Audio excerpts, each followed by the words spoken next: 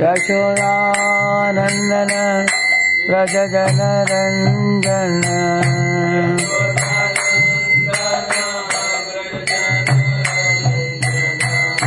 यशोदानन्दन व्रज जनरञ्जन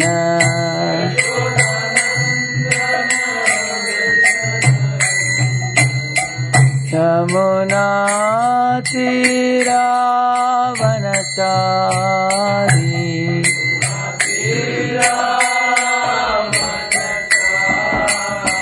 यमुना तीरावनचारी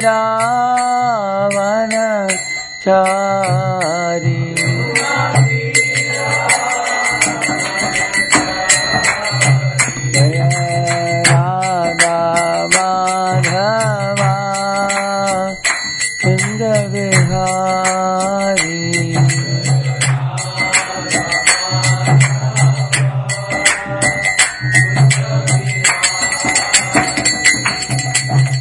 गोपी जन वल्लभा गिरिवरधारी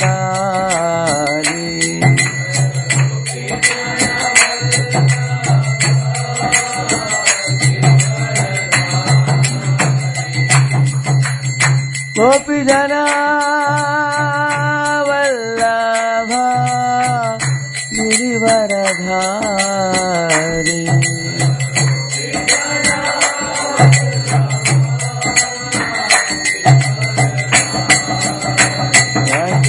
यशोदानन्दन व्रज जनरञ्जन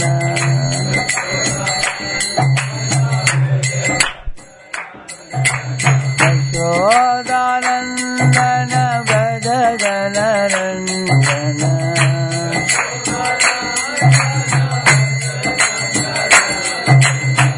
यमुना तीरावनचारी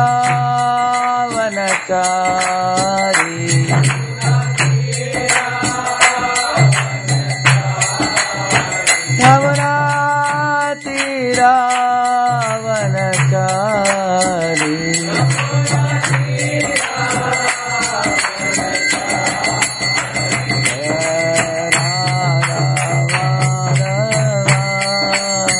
कुंज विहारी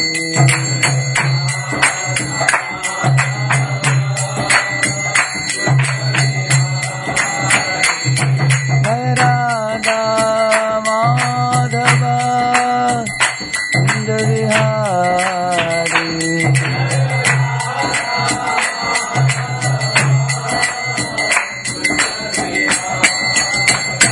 जय राधा माधव कुंज विहारी राधा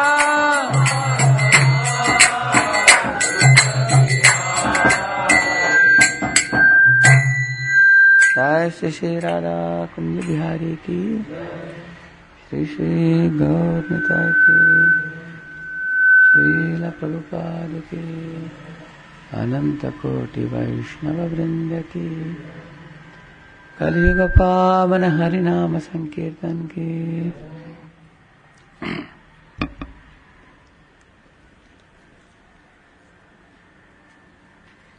ओम अज्ञानतिमिरन्धस्य ज्ञानाञ्जनशलाकया चक्षुरुन्मीलितं येन तस्मै श्रीगुरवे नमः। श्रीचैतन्यमनोभीष्टं स्थापितं येन भूतले स्वयं रूपः कदा मह्यं ददाति स्वपदान्तिकं। वन्देऽहं श्रीगुरुं श्रीयुतापदकमलं श्रीगुरून् वैष्णवांश्च श्रीरूपं साग्रजातं सहगणरघुनाथान्वितं तं सजीवं साद्वैतं सावधूतं परिजनासहितं कृष्णचैतन्यदेवं श्रीराधाकृष्णपादान् सहगणललिता श्रीविशाखान्वितांश्च। नमो ॐ विष्णुपादाय कृष्णपृष्ठाय भूतले श्रीमते भक्तिवेदान्तस्वामिनिति नामिने। नमस्ते सारस्वते देवे गौरवाणी प्रचारिणे निर्विशेषशून्यवादी पाश्चात्यदेशतारिणे। नमो महावदन्याय कृष्णप्रेमप्रदायते कृष्णाय कृष्णचैतन्य नाम्ने गौरत्विषे नमः। हे कृष्णा करुणा सिंधो दीनबंधो जगत्पते गोपेश गोपिका कांत राधा कांत नमस्तुते तप्त कांचन गौरांगी श्री राधे वृंदावनेश्वरी वृषभानुसुते देवी प्रणमामि हरिप्रिये. You see, make the bass zero, completely zero. Hare Krishna. It's not clear. It's not clear. Hare Krishna. Not clear. Hare Krishna. Hare Krishna. Some background sound is coming continuously.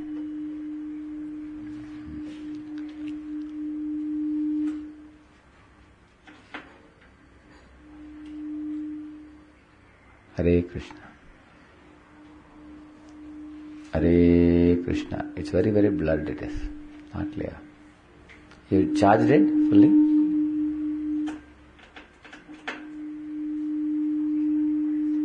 Hare Krishna.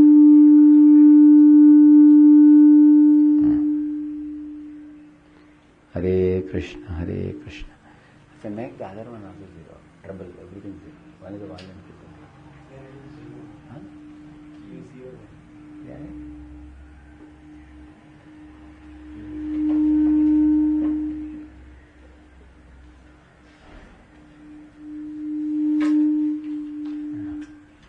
Change the wire and see my voice. Change it.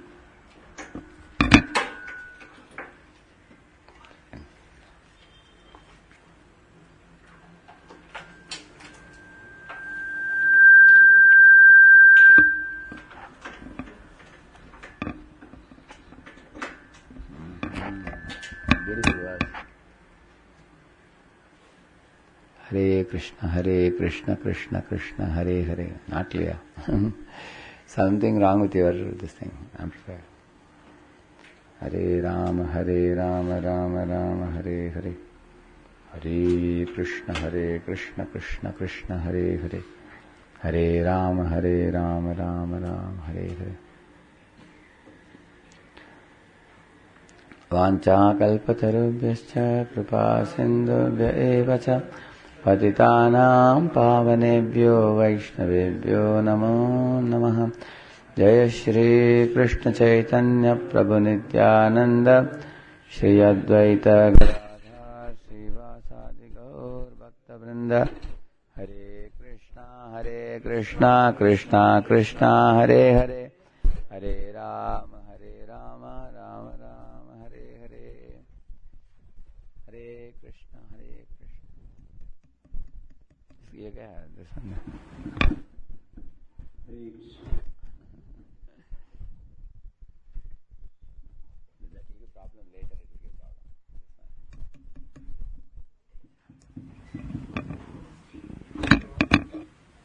Okay, take it.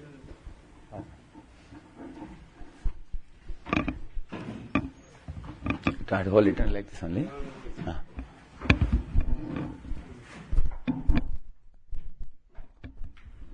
They have to see all this drama. They have to see.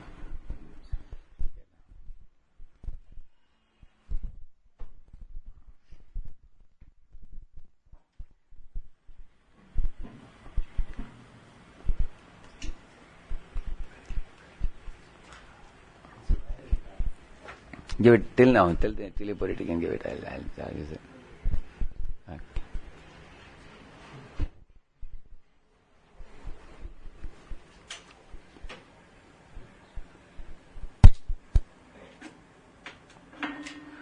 Om Namo Bhagavate Vasudevaya.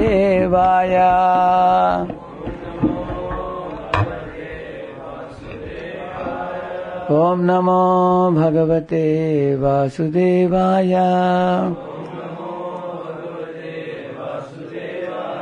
Om Namo Bhagavate Vasudevaya.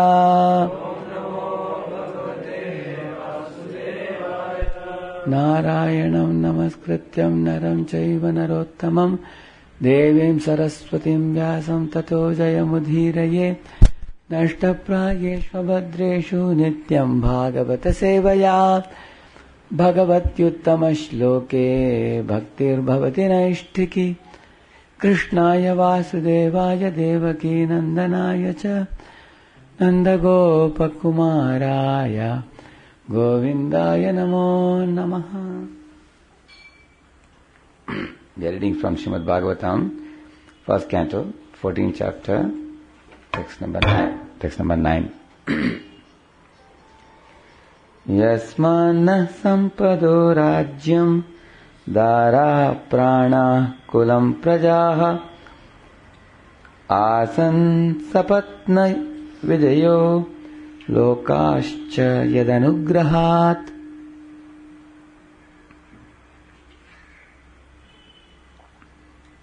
Naha in Sanskrit means our.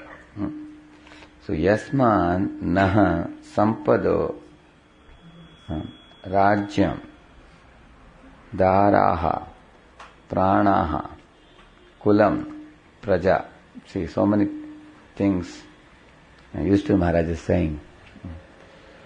From Krishna only, all our kingly opulence, good wives, lives, progeny, control over our subjects, victory over our enemies, and future accommodations in higher planets have become possible.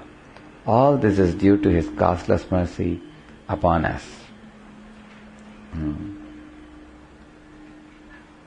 See, Yasman Naha Sampado. Sampat means opulence. Rajyam means the kingdom. Daraha means the wives. Good wives. Pranaha means existence of life. Kulam, dynasty. Praja means the subjects. Asan have become possible. Sapatna Vijayaha means conquering over the competitors. That means victory over the enemies. Yeah. So it's very beautiful. Precise words are used here. So Yusuf Maharaj is telling about how Krishna's causeless mercy has come upon the kingdom. From Him only, all our kingly opulence. Kingly opulence means at one time Pandavas were living in the forest, living in the jungle. Now they have become the kings of the whole world. So he is saying, now we have got this kingly opulence. And we have got good wives. Good wives means wife who is chaste, who is pure, who is submissive, who brings happiness to everybody in the family like a Griha Lakshmi. Such wives. Such a woman, a cooperative woman who brings happiness to all the in-laws as well as her husband. And lives also. So life also is peaceful. Life can be peaceful when it is not too hot or too cold. When there are no problems in society like a bomb blast or something, isn't it? One can live a peaceful life. And also when you put the food in the mouth, the food is digesting properly. There is no sickness in the body. Progeny means the children. Prabhupada says the husband should be protective and wife should be chaste and children should be grateful. So when they can reduce the volume, kum sound is coming.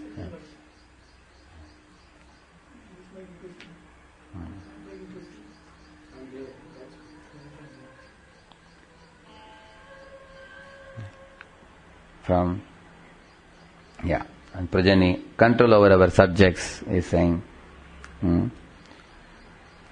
Sometimes the subjects are uncooperative with the king. They are looting the public. Sometimes they are, mishandling women and children. So there may be problems in society. Sometimes they form a union and create a chaos in the society. Like sometimes companies have strike, isn't it? Company people go on strike. Similarly, but the subjects are, performing their Varnashrama Dharma duties peacefully, keeping Krishna in the center, and living a peaceful life now, and they will have a bright future. Then such a praja are very favorable praja, control over our subjects. And victory over our enemies, which means always there is a competition in this world, especially from the neighborhood countries. Like India and Zimbabwe, no problem. India, Pakistan, problem. Isn't it? So, from the neighborhood countries there is a threat. There is a border security force, so that enemy kingdoms cannot come and create trouble to us. So he's saying victory over our enemies. And future accommodations in higher planets. Which means, if people live a very auspicious, pious life, they may go to heavenly planets. If somebody is a yogi, they may go to Siddha Lokas. Isn't it? Somebody is a jnani, he goes to Brahma Jyoti. Somebody is a devotee, he goes to spiritual world. In this way, everybody is in a progressive direction. All this is due to His costless mercy upon us. Purport by His divine grace, as Bhaktivedanta Swami Prabhupada. Material prosperity consists of a good wife, good home, sufficient land, good children, aristocratic family relations, victory over competitors, and by pious work, attainment of accommodation in the higher celestial planets for better facilities of material amenities. These facilities are earned not only by one's hard manual labor or by unfair means, but by the mercy of the Supreme Lord. Because some people, earn a huge quantity of money by unfair means, isn't it? In the recent past, there are some politicians who earned crores of rupees, by unfair means, and then now they are behind the bars now. They can't enjoy a single penny. People are saying that they may be behind the bars for 10-20 years. So what is the use of all this hard-earned money? They are unable to reap the benefits of their earning. That's why Prabhupada is saying here, some people may earn money by hard labor, or some people by unfair means. But, he's saying, but actually, these facilities are earned by the mercy of the Supreme Lord. Mercy. Prosperity earned by one's personal endeavor also depends on the mercy of the Lord. Oh, this is a very important point. He's saying even the prosperity earned by our endeavor is also is dependent on the mercy of the Lord. You see, he's saying prosperity earned by one's personal endeavor also depends on the mercy of the Lord. Personal labor must be there in addition to the Lord's benediction. But without the Lord's benedictions, no one is successful simply by personal labor. The modernized man of Kali Yuga believes in personal endeavor and denies the benediction of the Supreme Lord. Even a great sannyasi of India delivered speeches in Chicago protesting the benedictions of the Supreme Lord. But as far as Vedic Shastras are concerned, as we find in the pages of Srimad Bhagavatam, the ultimate sanction for all success rests in the hands of the Supreme Lord. That means ultimate success is in His hands only. Maharaj Yudhishthira admits this truth in his personal success, and it behooves one to follow in the footsteps of a great king and devotee of the Lord to make life a full success. He is not only a great king, he is also a great devotee. If one could achieve success without the sanction of the Lord, then no medical practitioner would fail to cure a patient. Despite the most advanced treatment of a suffering patient by the most up-to-date medical practitioner, there is death. And even in the most hopeless case, without medical treatment, a patient is cured astonishingly.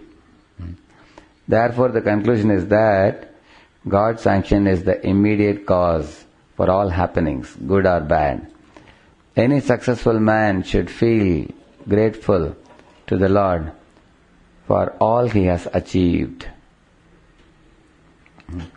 Which means he's saying sometimes a patient has some disease, some cancer or something like that, but he's very poor. He doesn't have enough money to go to doctor and cure it. Then he leaves it to God and he continues life. And some kind of cancer thing showed up for some time and it disappeared after that. On the other hand, somebody is very rich, he goes to Apollo hospital or he goes to America also sometimes, and then he spends a big fortune, he goes to the best of the doctors in the biggest, famous, world-renowned hospital, and surrounded by costly medicines, he dies. So he is saying, God's sanction is required for anyone to be cured. Yeah. True, genuine doctor will always say, I will do my operation, but whether he will survive or not is in whose hands? God's hands. That is a sane doctor. Because there is a proverb in English which says, a doctor puts an injection into the body of a doctor puts an injection about which he knows little into a body about which he knows nothing. It is said. So the meaning is, he may know a little bit about the medicine that he is implementing, but diagnosis often is very, very many times fallacious. Like sometimes you go, sometimes to give one medicine to one person, they give a wrong medicine sometimes. And because of that, people suffer. Like in Bombay, one of the devotees went to a hospital where they gave a wrong medicine, administered wrong medicine, so he got a stroke because of that, and admitted in another hospital. So doctors many times misapply, or sometimes diagnosis is also wrong, sometimes.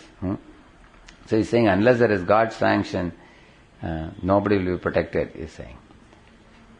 So the first part of the purport is talking about how all these different aspects of material prosperity, good wife, good kingdom, control over subjects, victory over enemies, ascending to higher planets, and all these things, he is saying these are all achieved by how? Is it achieved by hard labor? By Krishna's costless mercy, he is saying. And he doesn't say there is no need of personal endeavor. Yes, you have to do personal endeavor also. But personal endeavor alone cannot bring these things, he is saying. And he is saying, even that which is achieved by personal endeavor, that is also costless mercy only, he is saying.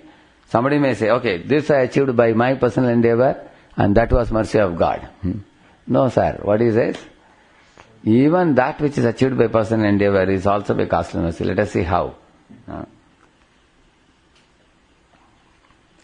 See, in the next purport, the Prabhupada proves how material science cannot counteract threefold miseries.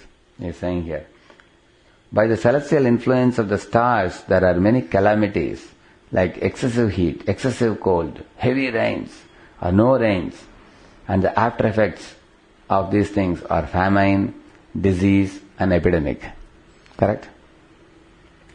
The aggregate result is suffering of the body and mind. Man-made material science cannot do anything to counteract these threefold miseries.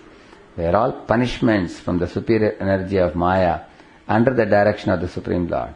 Therefore, our constant touch with the Lord by devotional service can give us relief without our being disturbed in the discharge of our human duties. The Asuras, however, who do not believe in the existence of God, make their own plans to counteract all these threefold miseries, and so they meet with failures every time. Just like when the tsunamis struck the first time in Lanka, So the scientists had a meeting on how to solve this problem. So they said, we'll make a very tall wall, so that even if the next wave, later on future wave comes, it will not, come in. So what if the wave becomes more taller than your tall wall? Isn't it? So you are making a wall, just like in Japan, they saw that there is often earthquakes there. So they made some flexible foundation, But now the earthquake strikes in such a way that, flexible foundation means buildings will have flexible foundation. So when earthquake comes, they will not collapse. But then now the magnitude of the earthquake is more bigger than the flexibility limit that you have made. So because of that, all the flat roads, they become vertical. And all vertical buildings become flat. Even now, you can ask. So man-made arrangements cannot counteract the natural calamities and influences. So you cannot stop the tsunami. Again the tsunami struck in Japan, isn't it? Like the last time we had in Lanka, like this. So Prabhupada is saying, why are these natural calamities coming? He says. Why? These three forms, why are they coming? Because they are as punishments. Why? Punishment for what? Huh? We are in a prison house. Yeah? Because we are in a prison house. So we are just in prison house, To break down the laws of nature. To? Break down the laws of nature. Because we have broken the laws of nature. Oh, okay. Actually, these are given as punishments for the mass karma done by innumerable living entities, killing millions of cows in the slaughterhouses, organized slaughterhouses. Killing millions of babies in the womb. Man and woman want to unite and have sex pleasure, but when the child comes, that they don't want. Although man and woman argue, hey, sex is very natural. Come on, can't we enjoy? Okay, if sex is natural, baby is also natural. In the 11th canto, 1 purport, it is written, if sex life is natural, the contraceptives are not natural. They are not grown in the plants. The contraceptives used by modern men and women for enjoying sex life without begetting children, are they grown in plants? No, that is not natural. So you're using an artificial thing to enjoy this. So, but when the baby comes, you don't want. They want to kill the babies. So killing the child in the womb is a gross sin. It's a very terrible sin. Similarly, killing millions of animals, torturing them. So this is called mass karma. When Durga Devi sees that they are doing so much of mass karma, she thinks, I have to punish all these fellows, but too many fellows are there to be punished. Then she creates a war between countries. Like sometimes in a classroom, a professor says to students, get up. Two of you get up and catch each other's ears, and you stand up and sit down. Like that she creates a war between countries. World War I, World War II, Vietnam War, Roman War, French War. Why all these wars? These wars are created by Durga, who is the ghastly material energy, to punish all the living entities who are breaking the laws of God in the name of enjoyment, doing these things. And also she sends all natural calamities. That is why they also give the names also, Katrina, isn't it? Rita, in America, names like this. Because all are feminine names. Why? Because they are all the agents of Durga only. Different forms of Durga, different names. Of course, names appear very nice. Rita, name is very nice, but Rita slaps you, isn't it? Like a couple of years ago in New Orleans, in America, in New Orleans, there was a terrible cyclone. When I had gone to this Houston, one devotee was driving the car. I said, this is beautiful, you have a ocean view. They said, ocean view is very nice, but he said every year there is a big cyclone. And the whole city is told to be evacuated. And if you don't evacuate, buildings are knocked off and cars fly in the air. And all the telephone lines are cut down, and there is a power cut sometimes for 3-4 days, sometimes for a week or more than a week also sometimes. So they said, although we are very advanced technologically, scientifically, when the nature slaps, we have no power. So when I went to Chowpatty, they gave me a topic to speak on. Nature, to love or to fear. Very relevant topic at that time it was. Nature, to love or fear. Yes, you can love nature when you love Krishna. Because when you love Krishna, then nature also will be very cooperative. That we saw in the last class. But when we break Krishna's laws, when we act against the actual purpose for which God has sent us to this world, then the nature Durga becomes extremely disturbed. You have seen Durga with her tongue protruding outside, with a trishul in her hand? You have seen? Dun, da, da, da, dun, da, da, da, dun, da, da, da, dun, dun. She gets wild. When she does Tandav, even Shiva becomes frightened. Shiva is lying on the ground, begging his wife, Durga, enough of your Bhadrakali roop. Cool down, cool down. sit down peacefully. She says, and she's dancing on his chest. You've seen that picture? Durga dancing on. Actually, Shiva is accepting on his chest so that the living entities will not get completely chutney under her feet. And Shiva is telling, no, wait a minute. I am also a Vaishnava. I am Ashutosh Vaishnava. I will tell the living entities to become devotees of the Lord. They will not break God's laws. Let me give them my association and make them all devotees and send them back to Godhead. Give some time for them. She says, what time? These rascals, millions of lifetimes, they are chasing after sense gratification and using all God's property for exploiting. You see, we create BlackBerry mobiles. You see, now it is. See the difference. Isn't it? That's what I told you. You see, we are creating BlackBerry mobiles. We are creating televisions. We are creating laptops and calculators and computers. Why? Why do we create all these things? For our enjoyment. Is it not true? Similarly, God has created Prakriti for whose enjoyment? For His enjoyment. See, you create things for what? For your enjoyment. God has created things for His enjoyment. So Prakriti is Shakti, supposed to please Shaktiman, the Supreme Lord. But what are the living entities doing? They are taking what they have created and they are also taking what Krishna has created. And they are enjoying both. You see?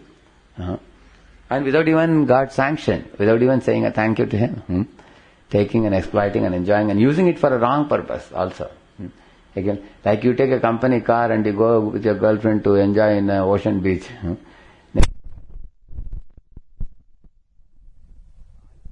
You were roaming around. The car is given to you, so you work for the company, isn't it? Similarly, our body is given to us for self-realization. It's not given for sense gratification. You see? That is this purport, second purport is explaining. So, even with our medical advancement, scientific advancement, technological advancement, we cannot escape from all these terrible natural calamities unless we submit to God's laws, and then this world will change. As we saw in the last class, Yudhishthira Maharaja, he was such a great devotee of Krishna, because of which everything in the nature was cooperative. The rains poured in time, the ocean was full of Navaratnas, mountains were full of minerals like gold, silver, diamond and everything. And the trees and plants were full of fruits and grains and cereals and everything, you see. So this is the way you can get cooperation from nature. You surrender to Krishna, who is actually saying, Maya Adhyakshena Prakriti. By my presidentship or Adhyakshata, the Prakriti is running. Like that Krishna is saying. Maya Adhyakshena Prakriti. So, then if you please Krishna, then the Prakriti will supply. It's very easy for you to understand. Say all of you are studying engineering. So you complete your engineering and you become a GET in a company. So you ask your interview people, sir, now I am joining as a GET. When will you make me a project lead? They will say generally it will take about 3-4 years. Then you can become a leader in a project. Okay. Sir, now my salary you are giving about 25,000. When you become project lead, how much I will get? They say, maybe you will get about 45. Oh, that's wonderful. Then when will I become M2 manager? That takes another 2-3 more years. You can become M2 manager. And how much will I get that time? You will get about 60, 65 you may get. Oh, really great. And then when M1 level manager, what about that? They will say, first kuch karke dikhao. Join the company, do something, and it is not that by default you will become project lead or M2 manager, M1 manager. Do you become by default? By performance. Is it not true? Your performance will be estimated. Some boys actually, they progress in their career very fast. Within very short years they go to very great heights. Why they go ahead? Their efficiency, their performance, their cooperation with their boss. Is it not true? And they are working for the company, and company says, please take this laptop, please take this mobile. You can, and we will send you to Germany to get you trained in something. Is it not company does all this? Why? Because if you work for the company becomes very pleased with you and then they naturally give you promotion. Is it not true? And all these things they supply you, why? Because they are happy with you. Is it not true? Similarly, if you please Krishna, He supplies you everything through nature. It's very simple. Same formula. When you obey God's laws, then God supplies you everything you need in your life. And the whole world becomes a wonderful place. This world itself can be turned into a place like Vaikuntha. It's possible. If all living entities cooperate. Srila Prabhupada said, if 10% of this world population follow 4 regulative principles strictly, this world will become a happy place, Prabhupada says. It will no more be dukkha-layam. Even if 10% of the living entities follow strictly. Because of them, the other 90% can survive. Even now also, the rains, this year rains were very good, isn't it? Because all of you are chanting and dancing every morning. That's why rains are coming. So much. So, because devotees are always aligning themselves with Krishna, the material nature is cooperating. That's how material nature is supplying everything. So, in the previous purport, the point emphasized was the material prosperity. Like if a man got a good cooperative submissive wife, submissive and like submissive subjects and victory over the enemies and treasury is good, he has enough wealth and opulence and everything. All this material prosperity, he says, is achieved not by personal endeavor but by Krishna's causeless mercy, he is saying. It is only by God's mercy that one can have such material prosperity. So here Prabhupada teaches us how to feel grateful to Lord for His mercy on us. Modern day man teaches you that everything is in your hands only. Is it not true? See, Prabhupada is talking about one Swami who went to Chicago, you see. He's saying, even a great sannyasi of India delivered speeches in Chicago protesting the benedictions of the Supreme Lord. What the Swami said, he said, instead of sitting down and studying Bhagavad Gita, I would rather play football. No, he said. Actually, what did he actually mean was this. He's a famous Swami, we don't want to quote his name. But what he actually meant was that he thought that the Indians are becoming lazy. They are not doing any work. They are pushing the blame on destiny. And that is why he said, instead of studying Bhagavad Gita, I would rather play football, he was telling. Basically what he meant was, I will be more active. But that statement was misunderstood by all the Indians. So Indians thought, playing football is equal to studying Bhagavad Gita. They thought like that. Is it true? Now what will you get by playing football?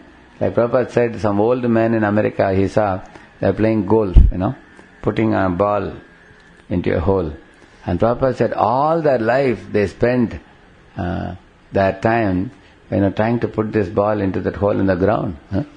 That's all they have done. Aiming at that, old people, 70, 80, 85 years old people, spending all day playing that, what do you call it, golf, is it? Golf, yeah. So Prabhupada said, they are likely to become a rat in the hole. Is it not true? That's all you will get by playing like that.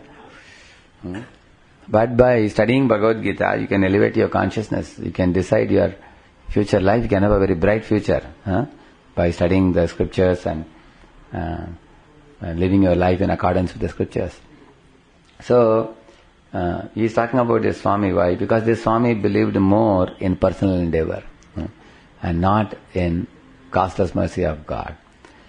So, if you see, there are one class of people who always say that whatever has to happen will happen. जब होना है तब होगा बस पूछो मत मेरे पीछे मत पड़ो. You go to some office, hey, I submitted this file 6 months ago, nothing is happening. जब होना है तब होगा बस.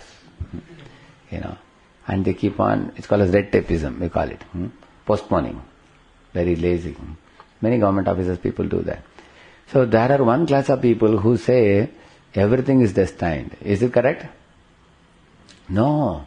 And this is one category. There is another category of people who say work hard and enjoy.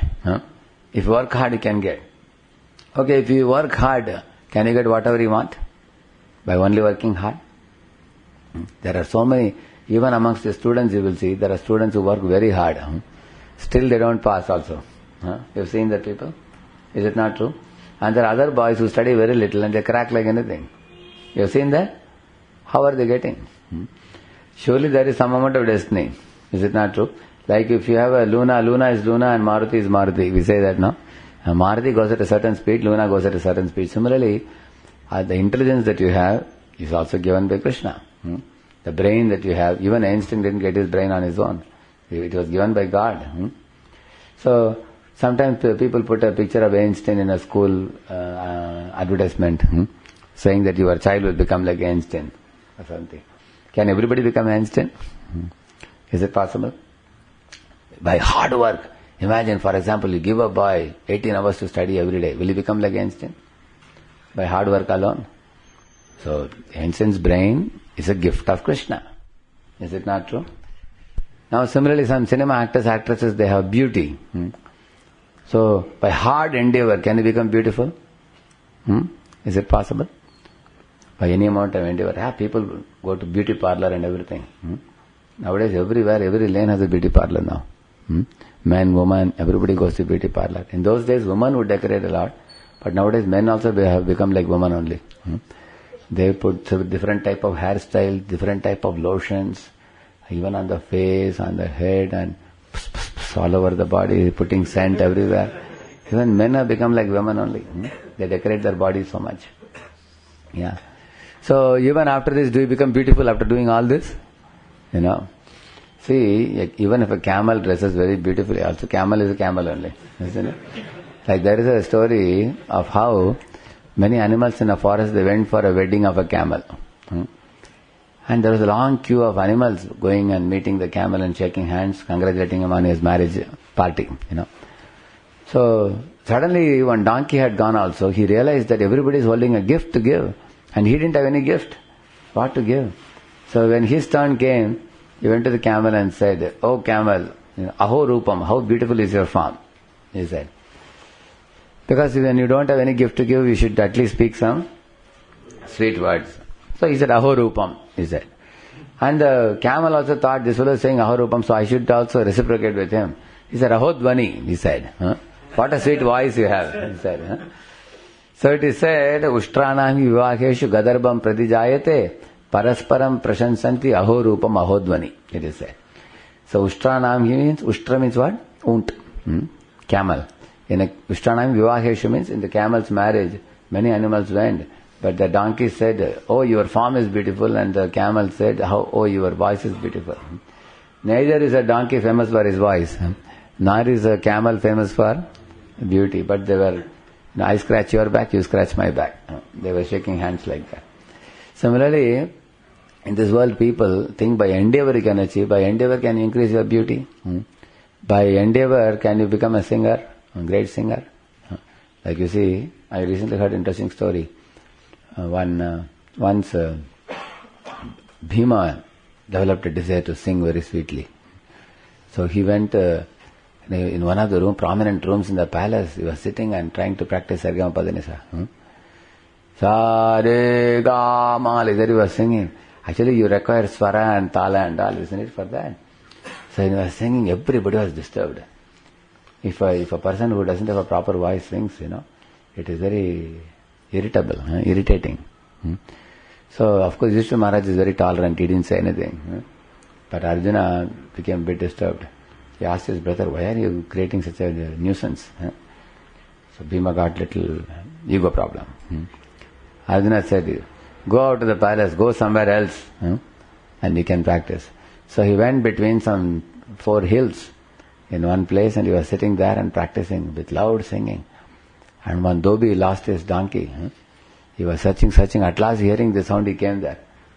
He asked Bhima, "Oh, you are singing. I thought my donkey is braying." So now Bhima understood, it is useful for me to struggle hard to sing like this.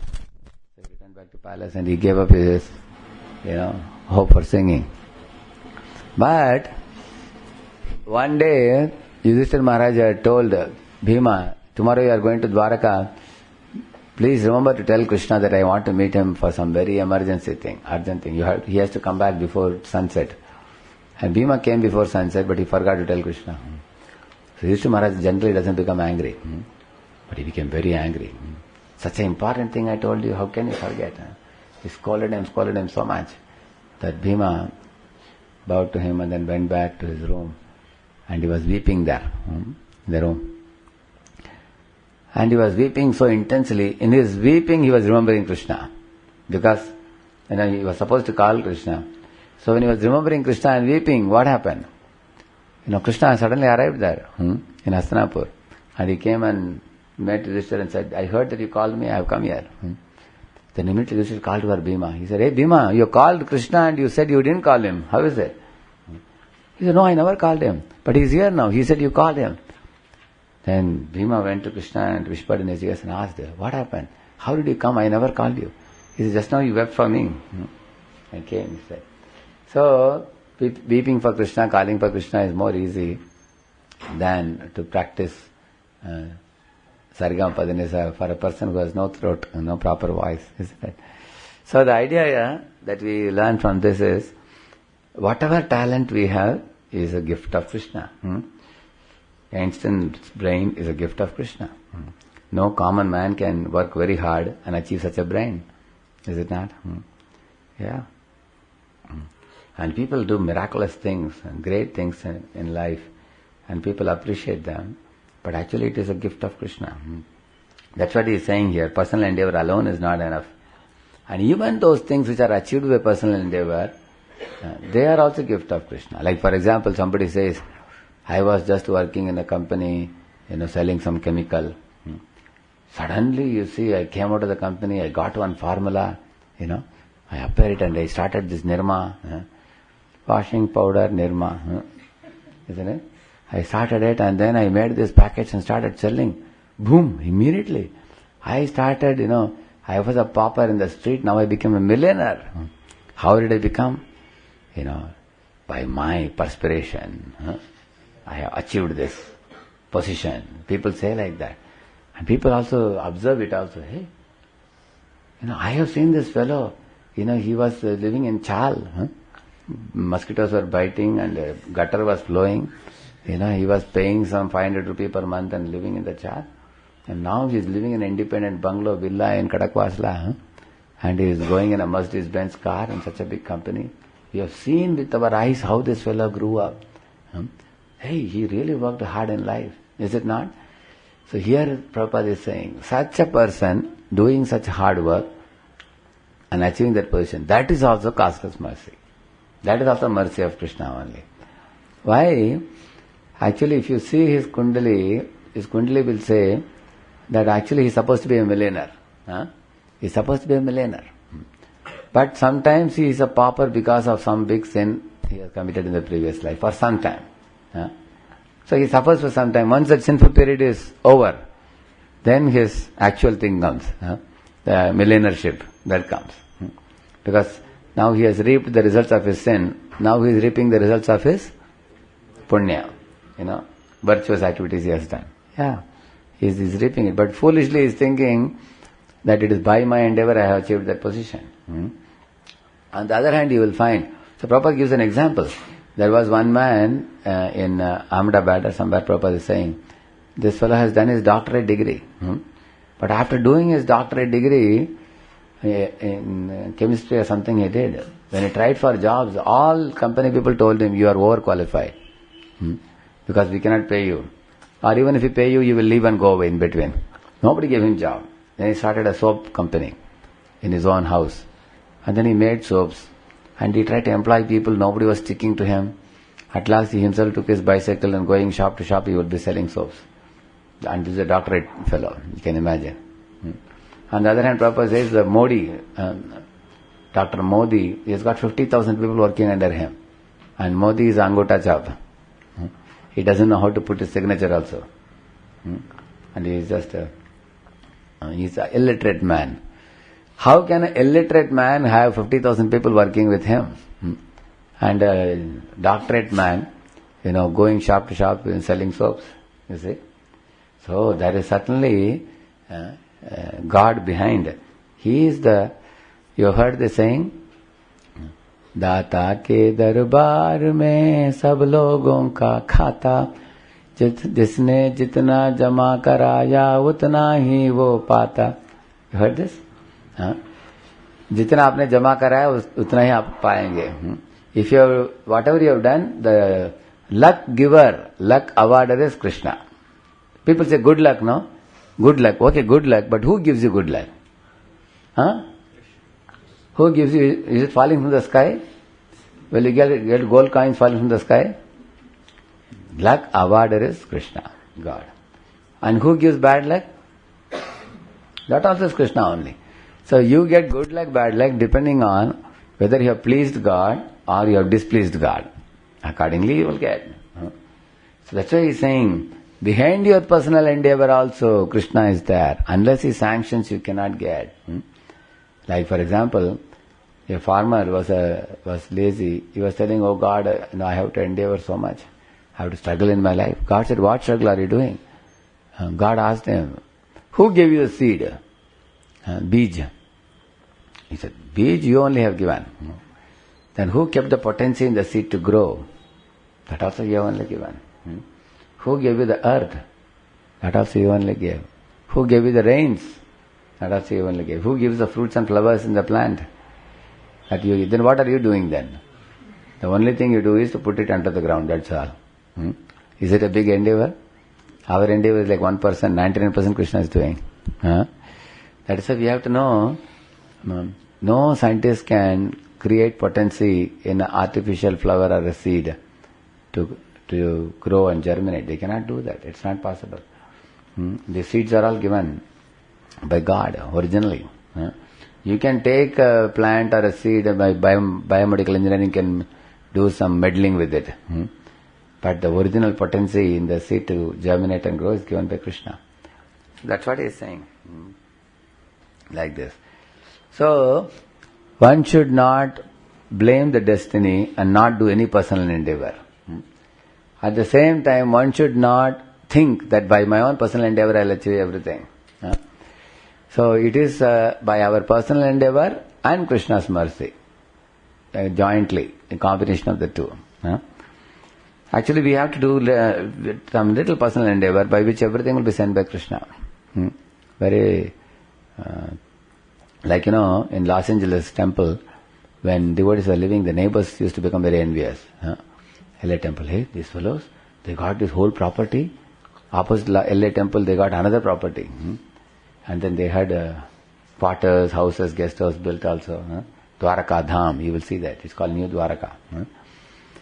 So, in LA temple, they had cars, they had jeeps, they had vehicles, 8-ton vehicles.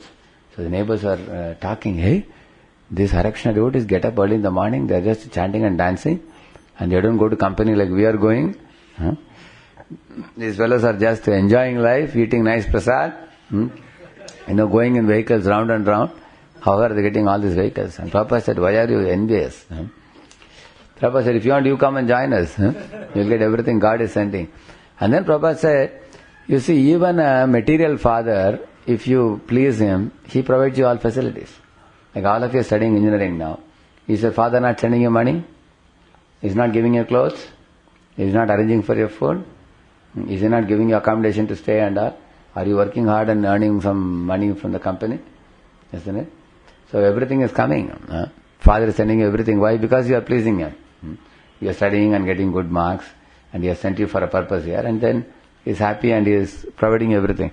If material father takes care of you so well, will the spiritual father, Krishna, will not take care of the living entities who serve him?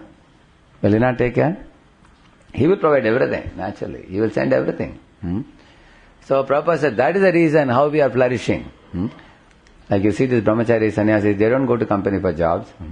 Is it not?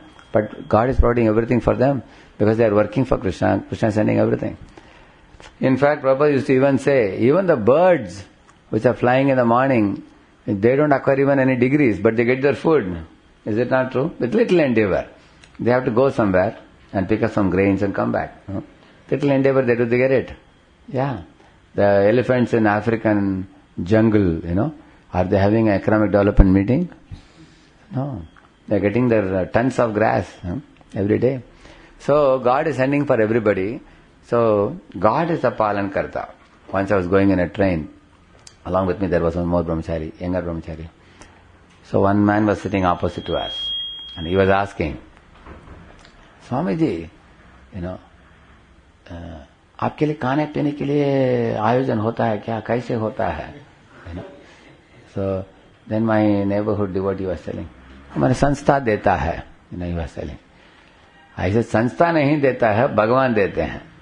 ऐसे हाँ, मेरा ही नहीं आपका भी. My food also and your food also, who is giving? Krishna is giving. So then I corrected that brahmachari. If you think sanstha is giving, that means you have a material vision. When you see Krishna is giving, that is spiritual vision. Nobody can protect anybody in this world unless Krishna decides to protect you. You remember I told you some classes ago that in Ganga Sagar Mela there was a child going in the boat with the parents. Some 30 people were there. Suddenly a crocodile came to surface. Actually, before the crocodile came, the boatman was telling the parents, nobody should put hand in the water, but the child was putting hand in the water and playing. In the Ganga Sagar Mela area, there are dozens of crocodiles in water, huge crocodiles. So suddenly a crocodile came to the surface and caught hold of the child's hands. And the parents started screaming, trying to pull away the child. And the boatman said, see, these crocodiles, once they catch, they don't leave. So either you leave the child or you jump into water along with the child and you try to save the child, it is up to you. But if you don't leave the child or you don't get you don't jump off the boat, then the whole boat will topple and all the 30-40 people in the boat, they will all become food for the crocodiles.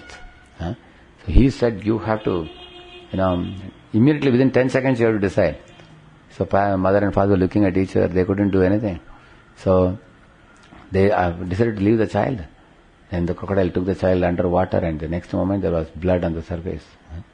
You see, in the hands of mother and father they could not protect the child. That's what Prahlad is saying. Balasya neha sharanam pitarau nrasimha nartasya chagadamudanvata majjato nau taptasya tat pratividir yaihan jaseshtas tavad vibhotanubhritam padupekshitanam. He's telling Balasya na iha. Iha means in the material world. Bala means a child.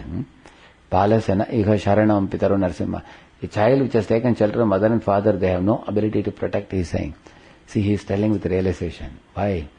Generally the children consider the parents to be the protectors. But in case of Prahlad, his father himself wanted to murder him. This is the topmost example of abuse of a child. Prahlad would have gone to the police. But his father himself was the police. His father was the king of the whole world that time. Whom will he go and complain? Nobody to complain. So Prahlad Maharaj got the realization. That's why he is telling this verse. Even mother and father cannot protect. And in my case, my father himself is trying to murder me. But who is protecting Prahlad? Lord Narsimha is saying. Lord Krishna is protecting. Yeah. In another case, there was a child in Russia, a small girl who was very fond of Narsimha. So this girl was playing in the middle of the road when a truck rushed through. The father was upstairs, he could not save the child. But the next moment, the father, when he came to the road, he didn't find the child at all. But miraculously the child was thrown off on a heap of hay and kept there with only some nail marks on her hips. The small child, small girl. So she said, Lord Narsimha picked me up and threw me there. This is a recent thing, probably a couple of years ago it happened. So Lord Narsimha decides to protect somebody, he may protect. And if somebody is to be killed, he will be killed. Rakhe Krishna Mare Krishna Rakhe ke, we say. That is why it is said, Lord is a protector, Lord is a maintainer, Lord one who supplies the food to all living entities. So Prabhupada used to ask, you are starting huge industries, can people eat nuts and bolts? Can they eat? But see, the cow, you feed her grass and she gives milk. Do you have a machine where you put grass in the top, you get milk from the bottom? Do you have a machine like that? Go to your UTM machine in the laboratory. Put grass in the top, you will get milk at the bottom. So somebody may say, oh, there are some enzymes in, cow's body which is transforming the grass into milk. Okay, why don't you create the enzymes, can you? But who created the enzymes? Who kept the enzymes in the body of the cow by which it is converting the grass into milk? Like you see, this hair grows longer and longer so that you can have a beautiful hairstyle, isn't it? But this hair doesn't grow beyond this. Imagine if this hair grows like this, it will block your eyes only. Is it not true? Huh? So then you ask the scientists, they say, no, there are some chemicals here which don't allow the growth. But who kept it? Somebody has designed it like that. Huh? So Krishna has designed it in such a way so that you can have eyebrows like this, so you can see properly with your eyes. You see? So these are all Krishna's arrangement. You see? Huh? Krishna is doing it. God is doing it. So even that which is achieved by personal endeavor is also ultimately God's. We will see how. All of you can repeat. This is a verse 8 from Bhagavad Gita, 7th chapter, 7.8. Rasohamapsu kaunteya prabhasmi shashi suryayo pranava sarva vedeshu shabda ke paurusham drusho. See, Krishna is saying, I am the taste of water, and I am the light of the sun, and I am the Omkar, and I am the ability in man. Like that he is saying, and I am the sound in the ether. So, in this series of verses, Krishna is telling how he is manifesting himself through all these things, like the pure water you have seen, the taste of which is, it's a taste of pure water. We are thirsty for good water, pure water. Not polluted waters. So like that he is saying, I am the light of the sun. The light of the sun and the moon are like the two eyes of the Lord. The light of the sun is necessary for the plants and living bodies to survive.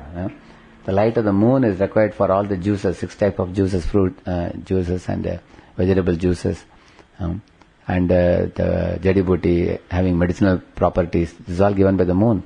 So Krishna is saying, I am supplying those things. Punyo gandha prativyam cha tejaschasmi vibhavasau jivanam sarva bhuteshu tapaschasmi tapasvishu. He is saying, I am the original fragrance of the earth, and I am the heat in fire. I am the life of all that lives, he says. Which means the soul is living in the body. When Paramatma leaves the body and goes away, soul also leaves and goes. That's why wherever there is life, Krishna has to be there to maintain us in this body. And I am the penance of all ascetics, he is saying. Bijam mam sarva bhutanam Vidhi partha sanathanam Buddhir buddhimatam asmi Tejas tejasvinamaham Balam balavatam chaham Kamaraga vivarjitam Dharma viruddho bhuteshu Kamosmi bharatarshabha. So he is saying, O son of Pritha, know that I am the original seed of all existences. There are original seeds of mango, isn't it? Original seeds of all the different yonis, like the different species. I am the original seed of all existences. The intelligence of the intelligent. I asked you, who created Einstein's brain, isn't it? Krishna says, I am the intelligence of the intelligent. And the prowess of all powerful men. Like Mike Tyson is giving boom. And he's knocking down people. So once when Mike Tyson became success several times, he thought I am indefeatable. Is it, what statement he made? And that is Muhammad Ali. What Mike Tyson said? He said, I will be the winner forever. Something like that. Now that means nobody can defeat me. I am the supreme winner, and now there is no one equal to me or better than me. So In his times he was famous, but then, old order changed, yielding place to new. We say, the older people, they all, just like in my college days, Gavaskar was the hero, supreme hero in cricket field. Then you all in your times, Gavaskar has gone to the background, isn't it? He was umpire for some time. Is it? Commentator, he was a commentator, yeah. So he was a commentator for some time, isn't it? That's all. Many big time people become small time over a period of time, isn't it? That is the effect of time. You see? The time changes clean faces into wrinkled faces. The time changes jet black hair, curly hair into white hair. That time changes young people into old and sends the older people to graveyard. It is said. This is time, yeah. Nobody can bribe time. Can a beautiful cinema actress bribe time to keep her youthful beauty? Can a poet sing some poems about the time and escape from death? Can a millionaire give some bribe to time to escape from going to graveyard? Time is equal to all. People are talking about equality everywhere. Time says I'm equal to everybody. Rich or poor, all kinds of old or young, anybody. Time devours everyone. And who is the time? Krishna. Krishna says, Kalosmyaham loka chayakrit prabruddho. He says in Bhagavad Gita, Kalaha asmi aham. He says, I am time. He says. So, in this way here he says, Buddhir buddhimatam asmi. Means what?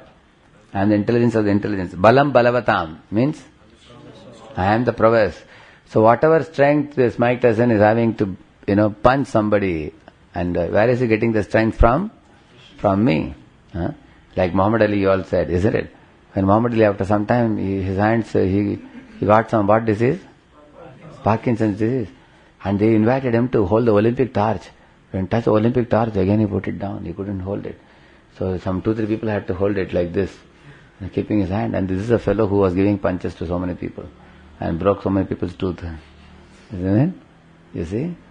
So, when Krishna gives strength, you can do great things. When Krishna takes away, there's no strength. You see? So, similarly, all the ability that we have comes from Him. Krishna says that here. So, I would like to tell you a pastime from Srimad Bhagavatam and conclude. Once upon a time in Dwaraka, all the residents of Dwaraka were observing that there was one gentleman, his name was Satrajit. This Satrajit, he was coming walking, wearing one, special kind of golden ornament, which is called a Shamantakamani. And it was shining so brilliantly, everybody thought that the Surya Devata has come. Because they thought many Devatas come to meet Krishna. Surya Devata has come. So when they all went and told Krishna, Krishna said, no. This fellow is a devotee of Surya Devata. He worshipped and he has got this as a gift from him. And then people thought maybe Satyajit will take it and go and give it to Krishna. At that time, Krishna was the king, but Krishna had made Ugrasena the king. Ugrasena was a very elderly man, father of Kamsa. So he had made him the king. See, in Vedic times, anything best you have to offer to the king. That's what people would do. Or, if you want to have it, then you will go to the king and tell him that I got this gift. My dear king, can I keep it with your permission?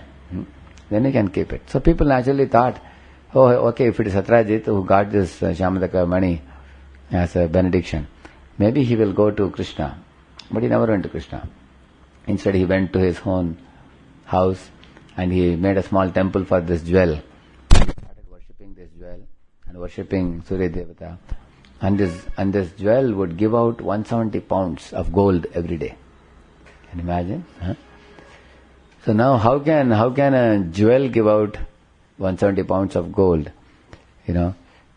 Certainly behind that there is Surya Devata, isn't it? Just like, for example, you are going to your company, you are sitting in a cabin and you do a very good job, very soon you find the cabin filled with facilities. Then you will have the cabin in an AC room, you will have a better and better computer, your salary pack will be increasing. So these are not coming from the cabin, these are coming from the company.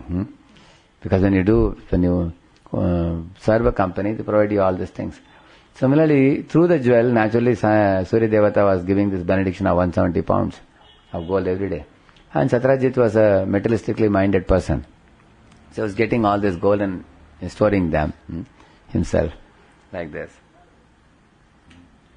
You see, later on Satyajit was killed. At a later time you will come to know. Because the very same Shamandaka jewel which he thought is giving me so much gold, that became the cause of his death itself. Sometimes a person has a huge quantity of money and he is very proud that I have money, but people murder him. You have seen that in this world? Or sometimes somebody thinks, it will be nice to have the most beautiful woman as my wife. But then after the marriage, he is afraid that, she should not look at any other man. Because I am not so handsome, she should not go to some other man. Also he has a fear, some other people should not look at her. Nobody should look at her. Is it possible? So in this world, when you possess opulence, the very same opulence can become a source of misery or danger. It can become. Yeah. So he had this gold jewel, and he was very proud that I got this. He was wearing it on his neck and going. And then his brother Prasena, he once took it and wore it, because after all he was brother, so he thought he won't mind. And he sat on the back of a horse and started riding here and there, showing off to people. Because in this world everybody likes to show off. So he also wanted to show off. Everybody wants to impress other people. So when you impress other people, what happens? People become envious. Like imagine one of your classmates now, later on you grow up, you go and join a company, and he joins, and after 5 years he meets you and tells you, come on friend, I'll take you. And you see him going in a Mercedes-Benz car, and you'll be wondering. And he tells you, this car I just got recently. Really? Externally you may say very good, you may say very good, very nice. But internally what people generally feel? How did this fool get a Benz car? In my college days he was an ordinary average fellow. People think like that, no? People become envious generally. See, the material world, as soon as you impress somebody, people become envious. Imagine if a girl very beautifully dresses herself, in a certain type of dress and jewelry and everything, decorating herself beautifully, and comes and stands in a bus stop. If there's another girl, immediately she will think, how did this girl come? Now nobody will look at me. No? Is it that? So you will see, whether you are a man or a woman, everybody in this world becomes envious when you try to impress. That's why they say, neighbors envy, owner's pride. Which advertisement? Oni.TV is it? Oni.TV. Neighbors envy, owner's pride. So people want to impress others in order to make other people envious towards them. You see? If people are envious, they say, very good. Now everybody is envious. I am so great that everybody is envious of me. So this Prasena was going on the back of the horse. So people were all looking up and down. But then foolishly, this Prasena, suddenly forgetfully, he entered into the forest. And he had no weapons with him. As he entered into the forest, one big lion came and it struck him down from the horse and killed him. And because the lion was watching the Shamandaka mani shining, it was wondering what it is. So he took it and went into a cave. And this was observed by one Jambavan. So Jambavan came in front of the lion. He pulled the lion out of the cave and gave him a big slap. Pat! On the spot killed him. Can you imagine? Such warriors are rare. Sometimes in India you see some Kshatriyas fighting with... I heard Shivaji's son used to fight with lions. Single-handedly and all. Can you imagine they fight with a lion or tiger? They are ferocious animals. But Jambavan had that type of... Of course, some kings fight with lion with a sword. One sword they carry. But some people fight even without any weapons. They fight so ferociously that the lion runs away from them. Can you imagine? In Vedic times, if you are a Kshatriya, if you want to marry a girl, then you have to control a bull. You know that? Powerful bull in villages they will bring. And you have to catch the horns of the bull and twist the head of the bull, and the bull kneels down in front of you. Then everybody will clap and then you will get the girl after that. Yeah. Even when Krishna wanted to marry, who was that queen he wanted to marry? Nagnajiti? Nagnajiti's father had arranged for bulls, no? Powerful bulls. So Krishna had to subdue them before marrying her. So these are Kshatriyas. Kshatriyas are expected to be chivalrous, powerful like that. Anyway, Jambavan had killed and taken away that jewel. Now in the meantime, what happened? Kshatraja started floating rumor to people that, because I did not give this jewel to Krishna, I think Krishna has killed my brother and taken away the Shyamadaka Mani. Like that he started floating rumor. But then when Krishna heard the rumor, it is the duty of the king never to allow any rumor to spread about him. Because Yatha Raja, Tata Praja. You see Lord Ramachandra, there was a rumor about him. What was it? One Dobi said, no? This Ram may accept Sita after she lived with Ravana for so long, But don't think my wife, you may go to somebody's house and come in the morning, whole night you spend and I will accept you. Get out. Like that Dobi said. And that was heard by one jasus, one spy. And he came and reported to Ram, and Ram immediately said, we will banish Sita to the forest. Because if people have any doubt, even an iota of doubt about the king, then they will also, fall to the path of irreligion. Because people will say, if Raja could do some wrong thing, then we can also do wrong things. Isn't it? Like that. Yata, like we say, Caesar's wife must be above suspicion. We say, no? So, Lord Ram said, let people not have any doubt about my character or Sita's character, and if they have doubt, let she get the punishment. So king should be above suspicion. So Krishna also thought, people are suspecting me, so let me prove the truth. So he went to the forest. Of course, when he went to the forest, he saw the lion dead. Then he understood Jambavan was killed. So he went into the huge palace of Jambavan in a cave. So as he entered Jambavan's palace, there was a nurse taking care of a child. See, for Jambavan, the Shyamadaka jewel was not a very great thing, because, he was a devotee of Ram before. So naturally, he just gave that Shyamadaka jewel to the child to play. And the child was in the cradle playing with the jewel. And the nurse saw, as Krishna entered the palace, she gave out a big wailing. She shouted loudly, because she thought that Krishna, she didn't know who Krishna was. She didn't know his position. She thought that Krishna has come to take away the jewel. She shouted. Immediately Jambavan came out and he looked at Krishna. You see, he could not recognize who Krishna was, because he was in an angry mood. He saw that this fellow has come to take away my jewel. So, generally speaking, in this world, if you tell people you have to give some money to God, you have to give some time for God, isn't it? People generally try to escape. People don't realize the need of giving anything to God. They just take things and enjoy. Is it not true? But it takes some amount of study of the Shastra, association with devotees to understand everything belongs to Krishna. Isn't it? Like, I read this and this was a small video clip they showed. One lady, she was sitting in an airport bench and she was about to board a plane, but she was waiting for the plane. And another man came and sat next to her. And this lady took out, there was a packet of some crackjack biscuit or something which was by the side, she had kept it. So now she saw that the man is opening the packet and taking a biscuit. She looked at him, he appeared like an educated man, and she was wondering, how is this fellow so indecent? He is opening my biscuit packet and taking from it. Then she thought, anyway the packet is open now, let me take. So she took one, and he took another one. And she took second one, and he took another one. And the more he was eating, she looked at him as if such an indecent rogue. She thought like that. And at last there was only one last biscuit left. So this man took it and he broke it into half and gave half to her, and he took half. So it was an amusement for her. Anyway, then she went to the plane. When she boarded the plane, when she opened her bag, she saw the biscuit packet was intact.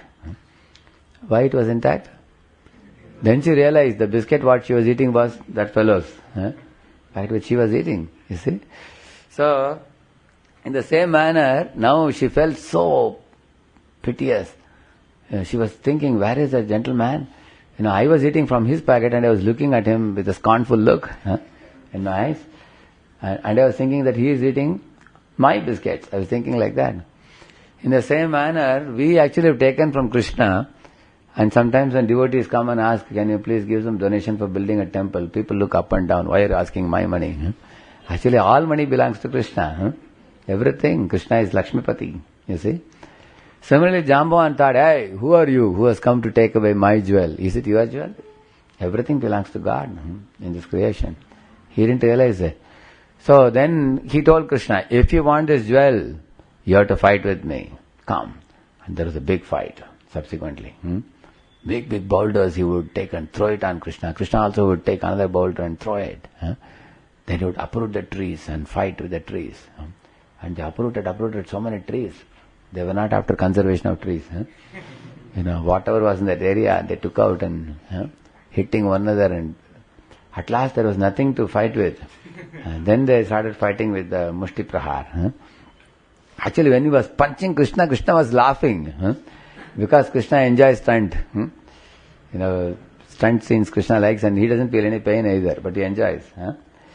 So 28 days and 28 nights non-stop they were fighting. Punching at each other, pounding at each other, catching each other, pulling each other, pushing each other. Krishna enjoyed this fight also. It went on. And at the end of this 28 days fight, Jambavan lost all stamina. All strength is sat down. And every part of his body was paining. Every square inch of his body was pricking and paining.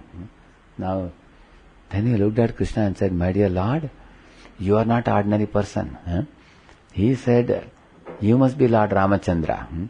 Because I have seen Lord Ram with my eyes, how when he looked at the ocean, the whole ocean was boiling. All the aquatics were trembling, even big Timingalas and all. Such is the power of Ram.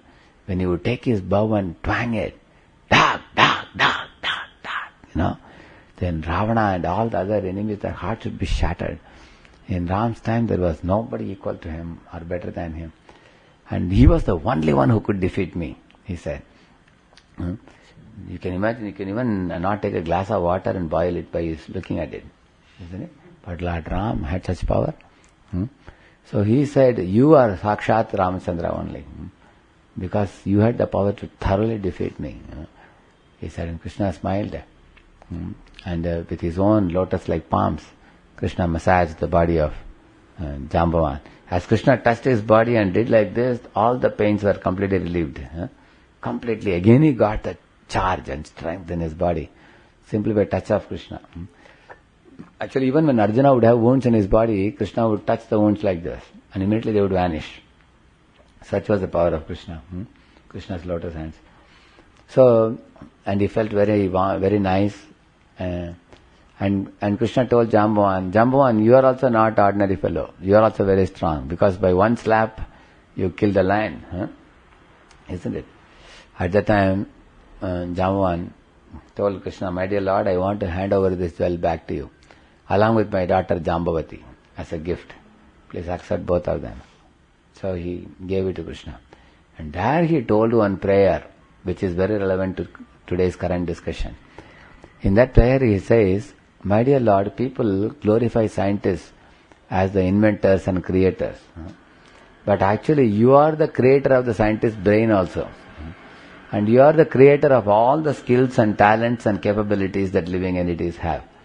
And you are the creator of all the 24 material elements also in this world, the samagri with which people create. Like if somebody is having a glass industry, they have to use silicon. Somebody wants to have a Bajaj auto industry, they need iron and steel, which they get from the ground. Somebody wants to have Asian paints industry, they have to get the chemicals from the ground, from God. Is it not true? Can anybody start any industry without God supplying the basic ingredients? So he said, you are the one who supplies all the ingredients. You are the one who supplies the brain. Not only that, you have created the laws of nature, which are utilized by human beings to invent many things. Like human beings invent a mobile, with which you can talk to someone in America. But will the mobile function without the laws of nature? Like there is electromagnetic radiation, AM waves, FM waves and all these waves. Without which can they function? What is the use of a mobile without the waves, isn't it? The mobile would be rendered like ordinary toy which the children are using in the school days. They keep some pencil and pen in a box, mobile box, you see. Our mobile will be like that only. If we don't have any laws by which the satellite communication is affected, isn't it? So just like, for example, you have the light glowing like this because there is law of electricity. Law of electricity means passing of electrons leads to arousal of electricity, which is a law created by God. So, when I asked in a class, who created the Gurutva Akarshan, I asked, law of gravitation. Somebody said, Newton. Somebody was saying, Newton didn't create it. Newton discovered it. It was created by Krishna. Gurutva Akarshan, isn't it? That is why people say Newton was intelligent because when the apple fell, he asked, why is it falling down? Why didn't it go up? But more intelligent than that question is who created the apple itself? And who created the Gurutva Akarshan? Law of gravitation. So all these laws are created by God. By one law of electricity, you can have thousands of appliances. Is it not true? Who kept the potency of the mango seed to grow into a huge tree and give thousands of mangoes? Krishna has kept it. So like that Jamban prayed. So the Prabhupada also said, give God the Nobel Prize. Because God created all the laws to which the human beings are hooking up to and doing some applications of those laws. So the gift should be given to the original creator, God, he said. Sometimes in a village a wire is passing and a fellow puts a hook and draws some electricity for his house without paying EB, electricity bill. You've seen that? And then suddenly the electricity people find out and then they put a heavy charge and they connect a meter and they make the meter running and then he has to pay the charges after that. Similarly, the modern day scientists are hooking to God's energy and creating some many wonderful applications and telling all the people, we are your gods now. Forget about that God. We are a secular country. Don't teach about God. They want to move God to background and they want to put themselves in the front. So Jambavan said this in glorification of Krishna. Very meaningful glorification, isn't it? God gives us the brain, the abilities, buddhi, everything He gives. That's why Prabhupada is saying here how to feel grateful to Lord. You see? These facilities are earned not only by one's hard manual labor or by unfair means, but by the mercy of the Supreme Lord. You see, the Pandavas were kings of the whole world by mercy of Krishna. And although they were very competent in all, like Yudhishthira Maharaj was famous for javelin throwing. Arjuna was famous for archery. Nakula Sahadeva were famous for sword fighting. Bhima was famous for mace fighting. Despite all these talents, they were never proud. They knew that all these talents are given by Krishna. And if Krishna doesn't give His mercy, then even such a powerful warriors cannot become kings of the world. They had that full faith in Him, dependent on the mercy. So this is the meaning of a devotee. A devotee never thinks, I have earned these things by my brain or raising my collar. I have done it.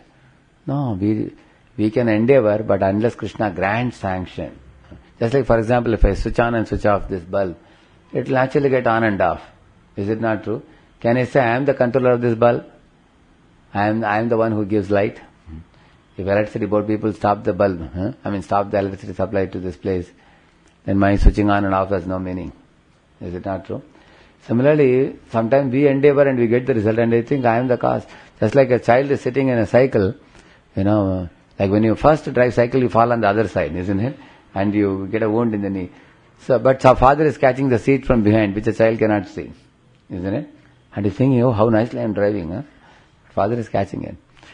So, understanding that Krishna is the Palan Karta, Krishna is the Rakshak, Krishna is the supplier of our intelligence, our buddhi, our ability, our strength. It's very important for us to avoid becoming proud and also become grateful, to show gratitude, understand it as costless mercy. Generally, when people get a lot of money, become millionaire, they become proud, you see. But if somebody is a millionaire like our Ford, like Ambarish Prabhu, but still he is humble devotee of God, that is costless mercy of Krishna actually, you see. And proud people, they are vanquished. So the gratitude is necessary. You can see at every moment we are dependent on God for the air that we breathe, the water that we drink, the food that we eat. At every moment we are being supplied with all the necessities. It's at a physical level, even at a very gross physical level we can see. So, with this, this is one understanding. Another one Prabhupada explained was, by our scientific, medical, technological advancement, we cannot surpass the laws of material nature. Adi Daivika Klesh. We cannot surpass them. We have to be very proud. Man is very proud, we are sending rockets to other planets. But when swine flu came to Pune, isn't it, everybody was putting in their mouth mask. 10 lakh masks were sold. What is the power? Virus you can't even see with eyes. But a big man is controlled by it. With all his advancement you can see. So, we have no power to surpass the material laws. These two things we learn today. Grantaraj Srimad Bhagavatam ki, Srila Prabhupada ki, Gaur Bhakta Vrinda ki. One small question anybody has? Yes. As you mentioned in lecture,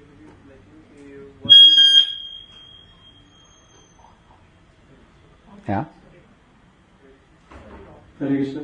Hare Krishna. As you mentioned in the lecture, that one endeavors and it's the mercy of the Lord. Then many times it happens that we land up in such a way like I am endeavoring and somehow I am not getting success. Then I may compromise with one of the principles or maybe one of like my daily activities. And I am endeavoring that. So how to understand one like okay, I am Optimum endeavor.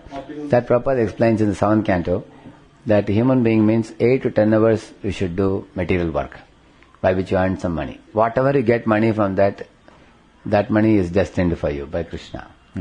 Say for example you are working in a computer company, say you work about 8 to 10 hours and you get about 25,000. You should be happy with that. Now if the company tells you, if you work 4 more hours, instead of 10 hours you work 14 hours, instead of 35, now you are getting 25,000, we will give you 35,000. Say 10,000 more we give. And many people go for it. Hey, just 4 more hours and 10 more thousand I can earn. And then they earn, but because of 14 hours of work, they get so sick. Then they go and give it to doctor 10,000. And how much is left in their pocket now? 25. What was actually meant for them before. That is why a devotee does optimum endeavor. Like for example, if you have a Maruti car, you can drive at a maximum like 80 km per hour. That's optimum speed. Then the vehicle will last for a long time. Now imagine you run the vehicle at 120, 130 km per hour. Then you wear it out. Is it not true? And we don't say that instead of 80 km per hour you drive at 20 or 30. We don't say that. You drive it at optimum speed. Similar study also, we have a prescription. How many hours of study is good enough? We have this 10, 13, 16, all that we have. So if a student regularly studies from the beginning of the year, he can really get good marks. So in spiritual life also we have optimum endeavor, like 16 rounds of Hare Krishna we chant, we follow the 4 regs. At a certain level of spiritual life, we accept the optimum level. We cannot imitate Haridas Thakur. If somebody tries to imitate the Goswamis, I will chant 3 lakh names every day. So that is why according to our level we are given what is optimum that we have to do. And we do it and we will be healthy. We will be healthy materially, spiritually in this world, and then we can perfect our life. So this gratitude point Prabhupada explains in many purports, very beautifully, like we read today. Krishna is so kind, he is coming as holy books like Bhagavad Gita, Bhagavatam, which are so enlightening. It clearly puts things in perspective. You see, modern day people are cheating us. They are giving you a feeling as if the whole world is in your control only. Because for everything they have button now. You have mobile, you have button, isn't it? Similarly, you have television remote. You have remote for fan, you have remote for bulb, for remote for car also. Boop! They make a sound, you seen that? All the doors open. And then boop! It closes. Anything. I am the supreme controller of my car. So they give you this feeling. Everywhere, everything you press buttons. So it's like mystic power now. People think everything is in my control. So we have to, and it becomes difficult to realize how Krishna is the controller. Actually we are thinking we are controlling, how much can we control? Our control is limited, like a cow tied to a pole. Yeah. So every class we are taking one message from Bhagavatam like this. In every class, beautiful message. You can see so much to learn from Bhagavatam. Srila Prabhupada ki, our Bhakta Vrinda ki. Thank you very much. Hare Krishna.